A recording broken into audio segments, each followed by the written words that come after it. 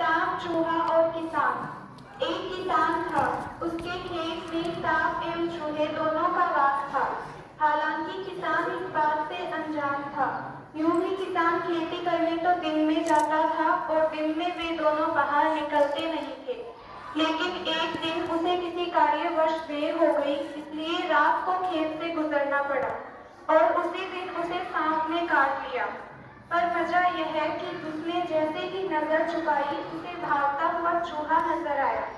उसको लगा कि चूहे ने काट लिया है। अब चूहे ने काटा तो कोई बात नहीं, तो उसने उस बात को कोई खास तवज्जो नहीं दी। सौभाग्य से सांप भी जहरीला नहीं था, तो उसके काटने का भी उस पर कोई खास असर नहीं हुआ। खैर, यह बात तो आई गई हो गई, लेकिन कुछ माह बाद फिर उसे एक दिन रात को खेत से गुजरना पड़ा। अब भी उसे चूहे ने काट खाया, लेकिन दाग यह हो गया कि इस बार नजर झुकाने पर उसे दौड़ता हुआ सांप नजर आया। बस वह चक्कर खाकर वहीं गिर पड़ा। फिर तो महीनों उसका इलाज चलता रहा, पर वह ठीक नहीं हुआ।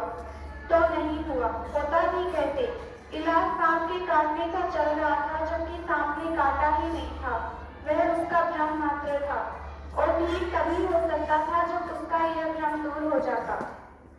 सर, आप थोड़ा अपने जीवन में तथा अपने मन में झांकना। आपको जल्द ही समझ आ जाएगा कि आपकी शारीरिक या मानसिक बीमारियां ही नहीं, बल्कि आपके जीवन के अधिकांश दुख व चिंताएं भी आपके अपने भ्रम का परिणाम है।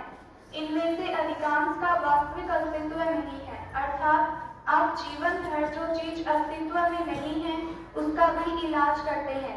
सवाल यह है कि जो चीज अस्तित्व में है ही नहीं, उसका इलाज कैसे हो सकता है?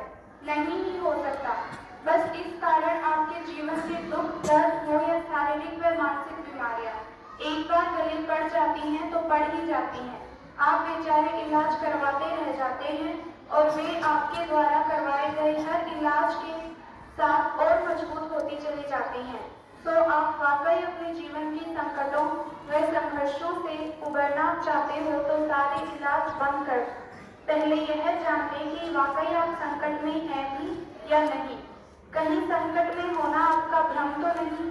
अधिकांश संकटों पर गौर करने पर आप पाएंगे कि वे आपके भ्रम मात्र हैं। बस तो संकट होने का भ्रम तोड़ दो, पल भर में जीवन के अधिकांश संकटों व संघर्षों से मुक्ति पा लेंगे। Thank you.